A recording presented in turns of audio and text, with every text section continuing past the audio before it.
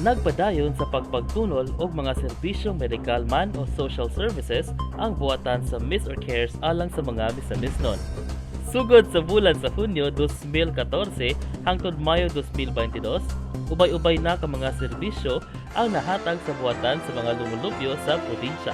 Sa kinatibuk-an, mukabat na sa 1,673,275 ka mga klase-klaseng serbisyo ang natunol sa MisOr Cares alang sa mga Misamisnon. Kini naglangkob sa libreng konsultasyon sa mga espesyalistang doktor, libreng medisina ug bayad sa laboratorio, ug upos sa health services sa MisOr Cares, nakaproseso na ang buhatan og 38,939 ka mga tabang pinansyal aron ipalit sa mga medisina, bayad sa laboratorio, mga pamaaking medikal sama sa MRI, CT scan, ultrasound ug uban pa. Muabot sab sa 47,133 ka mga Misamisnon nga naadmitar og nanganak sa 8 ka MOPH ang walay nabayaran tungod sa zero billing o zero payment nga mao'y gitanyag sa programa ng MisOr Cares.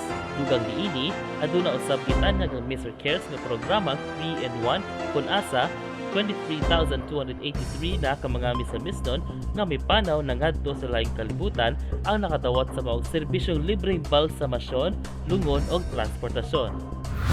Tipik lamang kini sa mga serbisyo nga gitanyag sa MisOr Cares nga gisugdan diyang may pungko isip amahan sa lalawigan si Governor Bambi Imano nga magpadayon ng batakang serbisyo bisan pa man mobiya na kini sa iyang serbisyo human usa na kini ka departamento.